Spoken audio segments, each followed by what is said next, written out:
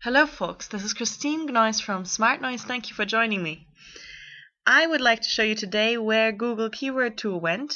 It has been replaced with Keyword Planner. All you need to do is type in the word into your search bar and you have to click on the link that features the AdWords word within the link. No worries, AdWords doesn't mean that you have to automatically pay for it. However, you do need to set up a Gmail account. They will also ask you to associate a certain currency with your account, such as Indonesian rupiah in my case, or euros. So you just have to decide from the beginning what currency you'd like to associate it with in case you end up wanting to do a pay-per-click campaign at a later point. Now, for those who don't want to set up a pay-per-click campaign, it doesn't matter what you type in. You just have to go on Tools and Analysis and choose the Keyword Planner feature, underlined here in red. In the Keyword Planner feature, there will be one button, it's the first one, that asks for search for new keyword and ad group ideas. Here you will type in words that you would think a potential customer would type into the search bar in Google in order to find you. In this case, my company's name is called smartnoise. I doubt that the whole world knows about our company, so I cannot expect people to find us directly through our URL. However, what they might be looking for would be, for example, web design or web designer Barcelona or web designer Europe, something along the lines of that. If I were in the beauty industry, and let's say I would be positioned in Kansas City, the words that somebody might type in if they didn't know the brand name of my company would be perhaps Spa Kansas City or Botox Kansas City. So as you can see, all you need to do is type a list of words in this bar. It could be pretty much endless, and just separate it with an enter button.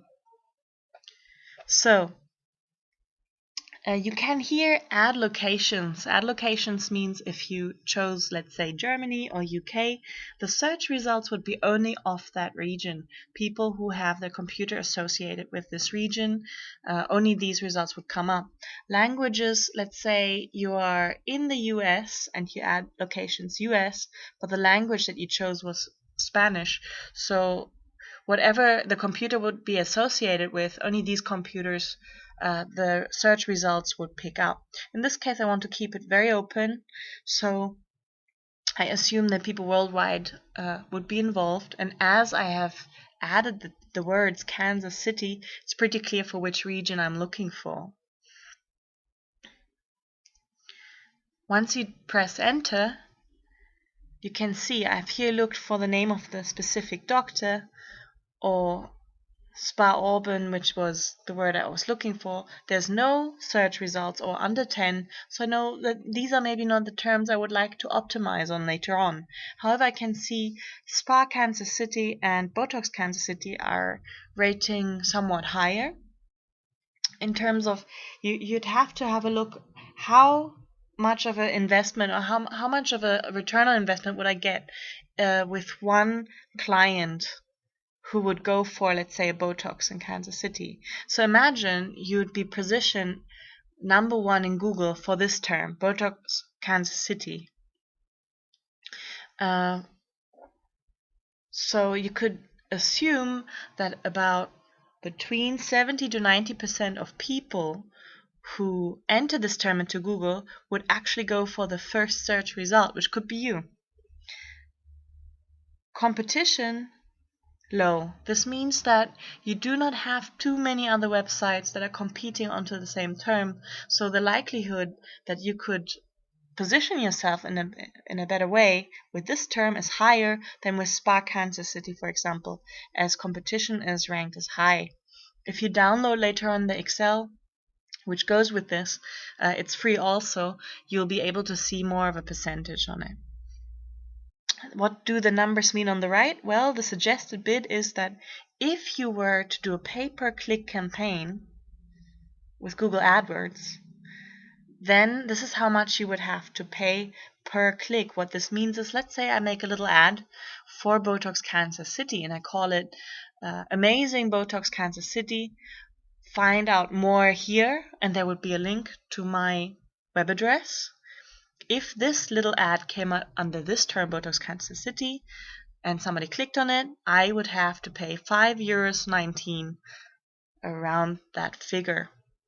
To avoid that, you can just ensure that, look, this term is quite important. How do we enrich our website with it? You can look at internal and external solutions. We will learn more about that in the other chapters. I'm just suggesting you should put together a list of your favorite keywords that you deem interesting for your industry. And from there, you can learn a little bit more about SEO. I hope this was helpful in terms of finding your right keywords. For those who are just looking more for general keywords, this is probably it. For those who are working in industries which are seasonal, like the tourism sector, you can press on this little icon next to Spa Kansas City, and a graph will pop up and it will show you about the frequency and tendency, how this keyword behaves during a year. So let's say during December and February, more people are looking for spa solutions than during the June to August months.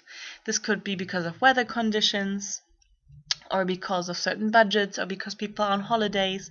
So you can imagine all kinds of reasons. What this means for you is the word Spa Kansas City can't only be just employed in your website, but also in your social media. So based on the results that you can see, you could decide, is this a time for my social media to employ this word or not? Thank you very much for listening to this tutorial. If you've got any questions, contact us at smartnoise LLP, and we'd love to help you further. Thank you very much.